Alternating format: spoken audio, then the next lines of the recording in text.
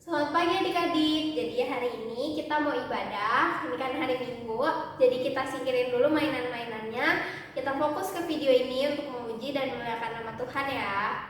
Kita lipat tangan, tutup mata dulu. Kita berdoa.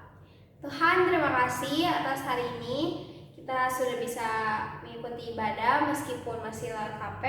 Berkatilah agar apa yang kami dengar, apa yang kami nyanyikan dapat kami benar-benar lakukan dalam kehidupan kami sehari-hari. Dalam nama Tuhan Yesus kami berdoa dan mengucap syukur. Haleluya, amin.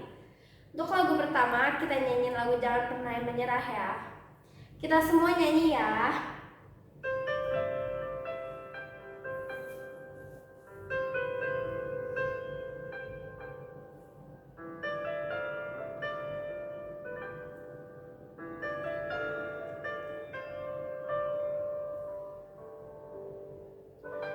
Tuhan tak pernah janji langit selalu biru, tetapi Dia berjanji selalu menyertai. Tuhan tak pernah janji jalan selalu rata, tetapi Dia berjanji berikan kekuatan. Jangan pernah menyerah, jangan berputus asa. Mujizat Tuhan ada saat hati menyembah. Jangan pernah menyerah, jangan berputus asa. Mujizat Tuhan ada bagi yang setia dan percaya.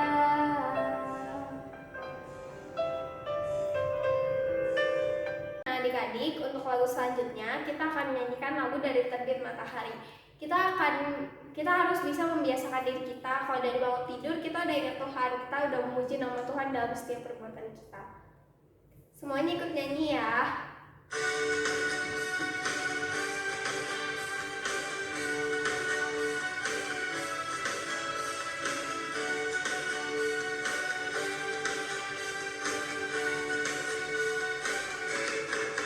Dari terbit matahari sampai pada masuknya, biarlah nama Tuhan dipuji. Dari terbit matahari sampai pada masuknya, biarlah nama Tuhan dipuji. Puji Tuhan, puji Tuhan.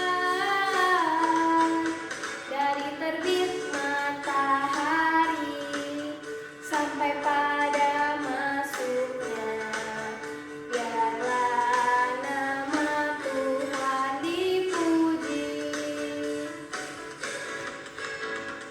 Puji Tuhan, puji Tuhan. Dari terbit matahari sampai pada masuknya, biarlah nama Tuhan dipuji. Nah adik-adik, abis ini kita menyanyi lagu Dalam Nama Tuhan Yesus. Kita harus percaya kalau kita yakin dan tujuan kita benar, dalam nama Tuhan Yesus tuh pasti bakal bisa kita lakuin. Yang penting tujuan kita benar ya. Nyanyi sama-sama ya.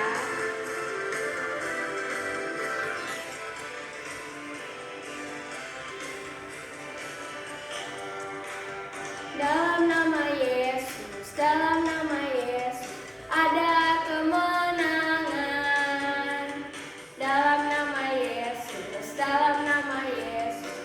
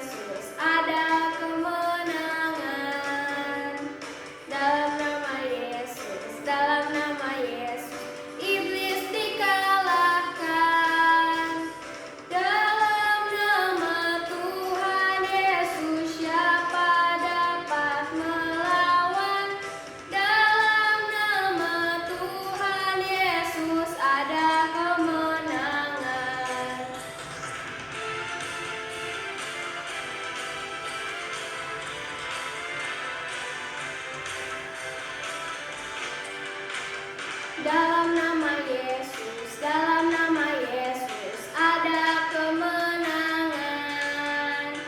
Dalam nama Yesus, dalam nama Yesus iblis dikalahkan. Dalam nama Tuhan Yesus siapa dapat melawan? Dalam nama Tuhan Yesus ada kemenangan.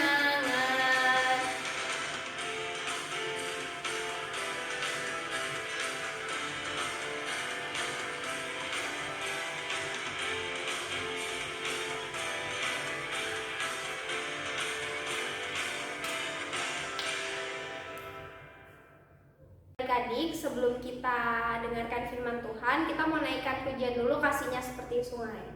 Kita tahu ya Tuhan udah mati buat kita karena kasihnya yang begitu besar.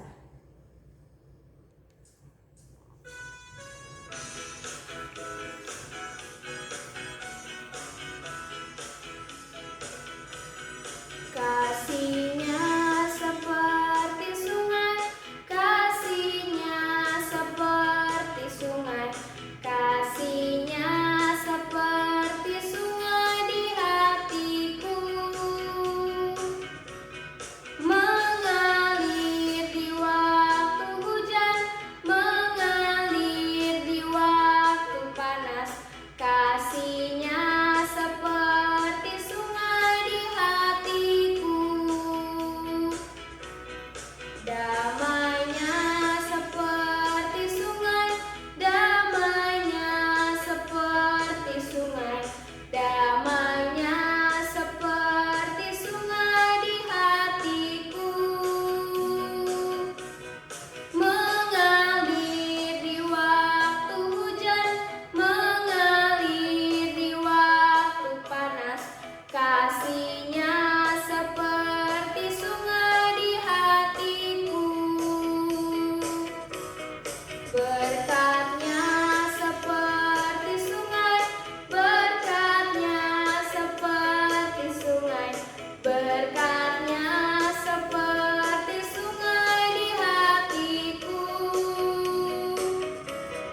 mengalir di waktu hujan, mengalir di waktu panas, kasihnya seperti sungai di hatiku,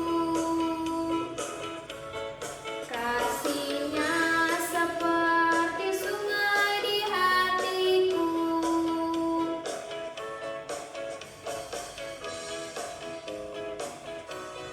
Nah adik-adik, sebelum kita dengerin firman Tuhan, kita berdoa ya. Kita lipat tangannya, tutup matanya. Tuhan, terima kasih hari ini kami telah memuji nama-Mu. Sebentar lagi kami akan mendengarkan firman Tuhan. Berkatilah agar apa yang akan kami dengar dapat kami lakukan dalam keseharian kami. Terima kasih Tuhan, kami berdoa dan mengucap syukur hanya dalam nama-Mu. Dalam nama Tuhan Yesus, kami berdoa dan mengucap syukur. Haleluya, amin. Pagi adik-adik, apa kabar? Semoga semua baik-baik saja ya. Hausa hari ini mau bercerita tentang Pentakosta yang diambil dari Kisah Para Rasul 2 ayat 1-13. Sebelumnya kita berdoa dulu ya. Tuhan Yesus, terima kasih buat setiap kebaikan Tuhan. Kami boleh beribadah, kami boleh kembali mendengarkan kebenaran firman Tuhan. Biarlah melalui cerita yang disampaikan oleh Hausa kami boleh semakin mengerti, mengenal, dan mengasihi Tuhan. Berkati waktu yang singkat ini, dalam nama Tuhan Yesus kami berdoa, amin. Nah adik-adik, apa sih Pentakosta itu? Adik-adik ingat tidak? Ketika Tuhan Yesus terangkat naik ke surga, Tuhan Yesus berkata bahwa Ia akan mencurahkan rohnya kepada setiap orang yang percaya kepadanya. Ya, Tuhan Yesus berjanji bahwa Ia akan mencurahkan Roh Kudus-Nya kepada setiap orang-orang yang percaya kepada Tuhan. Nah adik-adik, 10 hari setelah Yesus naik terangkat ke surga, atau tepatnya pada hari Pentakosta, murid-murid Tuhan Yesus berkumpul di dalam satu rumah. Mereka berdoa bersama. Namun, apa yang terjadi pada saat itu adik-adik? Satu hal yang ajaib terjadi pada saat itu. Suara hembusan angin kencang terdengar dari langit, dan angin itu pun masuk ke dalam rumah di mana murid-murid itu berada. Bukan hanya itu adik-adik, lidah-lidah api pun muncul dan hinggap ke mereka masing-masing. Semua murid pun penuh dengan Roh Kudus, dan mereka mulai berbahasa yang berbeda-beda. Nah, adik-adik, inilah hadiah dari surga yang Yesus janjikan. Murid-murid pun sangat senang. Mereka sangat bersukacita, dan mereka terus memuji memuliakan Tuhan atas perbuatan ajaib yang Tuhan lakukan dengan bahasa mereka yang berbeda-beda. Tetapi apa ya adik-adik yang terjadi di luar rumah? Banyak sekali orang Yahudi berkumpul. Mereka bingung, mereka terkejut, mereka tercengang melihat apa yang terjadi pada murid-murid Tuhan Yesus itu. Bahkan dari antara mereka menganggap murid-murid Tuhan Yesus itu sedang mabuk. Tetapi akhirnya Petrus bangkit, berdiri dan keluar menemui orang Yahudi itu. Petrus menjelaskan bahwa apa yang terjadi saat itu adalah sudah dinubuatkan Alkitab. Ya adik-adik, apa yang terjadi pada saat itu sudah dinubuatkan Alkitab, di mana Tuhan Yesus akan mati di atas kayu salib untuk menebus dosa kita, dosa umat manusia. Dia bangkit pada hari ketiga. Dia naik ke surga, bahkan mencurahkan Roh Kudus-Nya seperti yang terjadi pada saat itu. Nah, adik-adik, sampai di sini dulu cerita Lause. Nah, Lause mau tanya, apakah Roh Kudus hanya tercurah untuk orang-orang 2000 tahun lalu, adik-adik? Tidak ya adik-adik, Roh Kudus pun ada sampai saat ini di hidup kita semua orang-orang percaya. Roh Kudus ada di hidup Lause, Roh Kudus ada di hidup adik-adik. Lalu, apa sih tugasnya Roh Kudus? Yang pertama, Roh Kudus menjaga kita. Ya, Roh Kudus menjaga kita agar selalu melakukan yang baik dan supaya kita menjadi anak Tuhan yang taat. Yang kedua, tugas Roh Kudus yaitu memberikan kekuatan dan keberanian. Roh Kudus memberikan kekuatan agar kita selalu menjadi murid Tuhan Yesus yang taat dan setia. Dia juga memberikan kita keberanian agar kita mau menceritakan firman Tuhan kepada siapa saja, mau melakukan kebenaran firman Tuhan, mau taat dan dengar-dengaran firman Tuhan. Nah, itulah tugas Roh Kudus adik-adik. Oh iya, satu lagi tugas Roh Kudus yaitu adalah menemani kita. Ya, Roh Kudus selalu menemani kita ketika kita sedang sendiri, sedang sepi. Roh Kudus selalu ada menemani kita. Nah, jadi ketika adik-adik sedang merasa sendiri, merasa sedih, merasa takut, ingat, adik-adik punya Roh Kudus di hidup adik-adik. Dan Roh Kudus itu adalah Allah sendiri yang menjaga dan memelihara adik-adik, dan senantiasa supaya hidup adik-adik menyenangkan hati Tuhan. Demikian adik-adik, firman Tuhan sampai di sini.